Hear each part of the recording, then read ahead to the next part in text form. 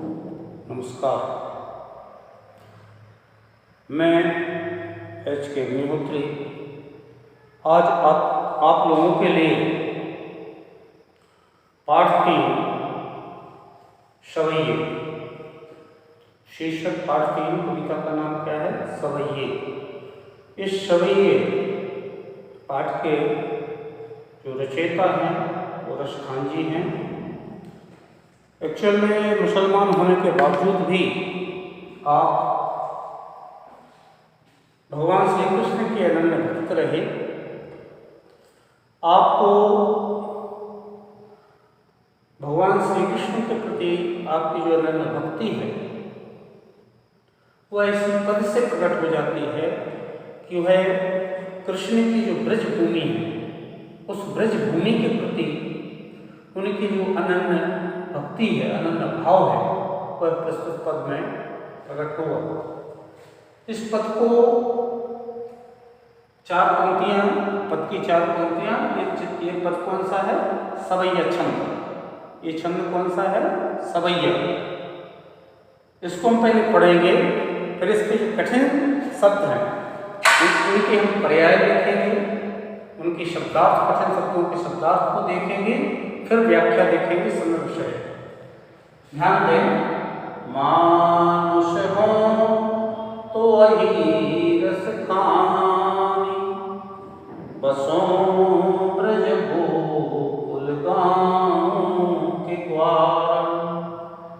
जो पशु हो तो कहा बस मेरो, चरों नित नंद की धेनु मझारन।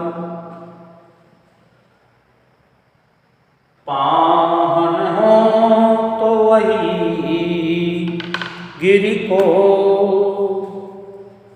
पाहन हो तो वही गिरि को, जो धरो हरिछत्र पुरंदर कारण।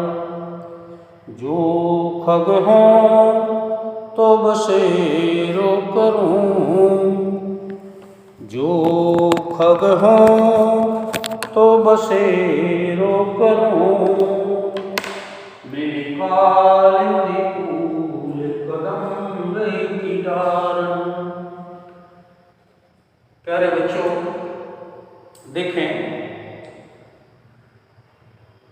इसमें जो पद में कठिन शब्द आए हैं, पहले उन कठिन शब्दों के अर्थ जानने का प्रयास करेंगे। और मानुष का होता है मनुष्य, वहीं माने वहां पर जहां पर हम चाहते हैं। रसखान माने कवि रसखान, बसों माने निवास करूं, ब्रज माने ब्रज भूमि, और ब्रज भूमि में गोकुल गांव। ग्वार माने ग्वाल बाल, पशु माने पशु। कहा बस मेरो, कहा बस मेरो से तात्पर्य है कि इसमें कवि ये कहना चाहता है कि इसमें हमारा कोई जोर नहीं है। क्या नहीं है? जोर।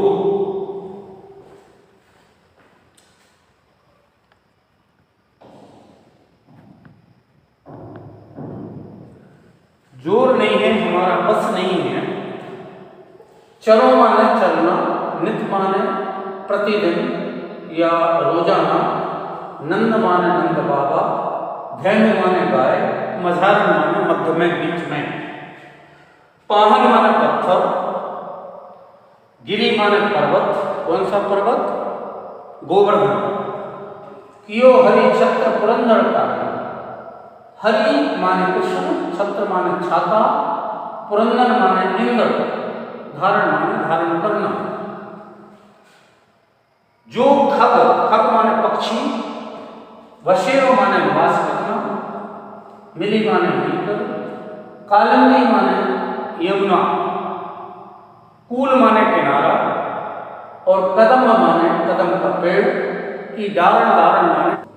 हाँ, अब इसकी अपन व्याख्या देखें। व्याख्या देखने के पहले सबसे पहले लिखा जाता है संदर्भ। तो संदर्भ में लिखा जाता है कि यह किस पाठ से लिया गया है, उसके रचयिता कौन है। तो प्रस्तुत सवैया हमारी पाठ्य पुस्तक काव्य भाग से पाठ 3 सवैये से अवतरित है या उद्धृत है। इसके रचयिता रसखान कवि हैं। फिर देखा जाता है दूसरा प्रसंग। तो प्रसंग में लिखा जाता है कि उस पद में, उस अवतरण में, उस पद्यांश में कवि ने मुख्य बात क्या कही। तो इसमें हमने देखा कि मुख्य बात यह है कि कवि भगवान श्री कृष्ण की जन्मभूमि ब्रजभूमि से अत्यंत अपनी श्रद्धा, अपना अपनत्व या आदर अपने मन में रखते हुए उसको अभिव्यक्त किया। अब देखें अपनी व्याख्या। कवि रसखान कहते हैं कि हे परमात्मा, यदि आप मुझे अगले जन्म में मनुष्य बनाए, मानुष हो तो वही रसखान, बसों ब्रज गोकुल गांव के द्वार। कवि रसखान कहते हैं कि हे ईश्वर, यदि तुम मुझे अगले जन्म में फिर से मनुष्य का रूप, फिर से मनुष्य योनि में जन्म देते हो यदि, तो मुझे आप ब्रज के गोकुल गांव का ग्वाल ही बनाना, ताकि मैं गोकुल के गांव के ग्वालों के बीच में खेल सकूं, रह सकूं, निवास कर सकूं। जो पशुओं तो कहा बस मेरो। अब मेरी इच्छा थोड़ी चल सकती है। यदि आप मनुष्य की जगह मुझे पशु बनाते हैं, तो पशु में भी हे परमात्मा, मेरी ऐसी कामना है, मेरी ऐसी इच्छा है कि मुझे यदि पशु भी बनाओ तो मुझे ब्रज का पशु बनाना, ब्रज की गाय बनाना, ताकि मैं नंद बाबा की गायों के बीच में हरी हरी घास को चर सकूं। पाहन हो तो वही गिरी हो। और यदि आप मुझे मनुष्य ना बनाए, पशु ना बनाए, पत्थर भी बनाए, तो हे परमात्मा, आप मुझे ब्रज के उस गोवर्धन पर्वत का पत्थर बनाना, जिस गोवर्धन पर्वत को भगवान श्री कृष्ण ने इंद्र के क्रोध से बचाने के लिए अपनी अंगुली पर छाता के रूप में धारण करके ब्रज के लोगों की रक्षा की थी। और जो खग हो तो बसेरो करूं। और यदि आप मुझे ना मनुष्य बनाते हैं,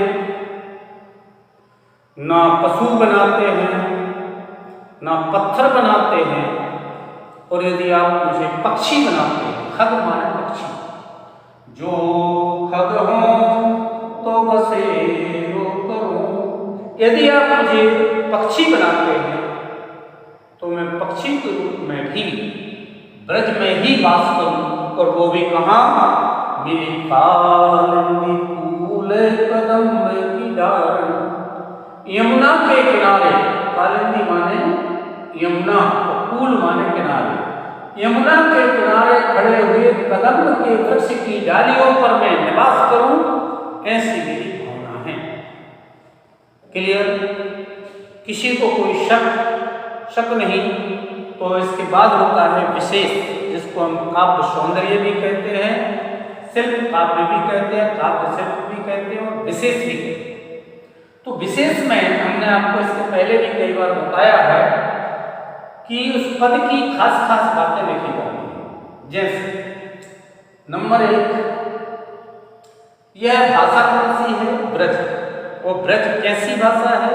सरल है, सुबोध है, बोधगम्य है, भाषा में प्रवाहता है। दूसरी बात, इस ब्रज भाषा के साथ साथ ये जो छंद है, छंद कौन सा है? सवैया। तो सवैया छंद का प्रयोग किया गया है। फिर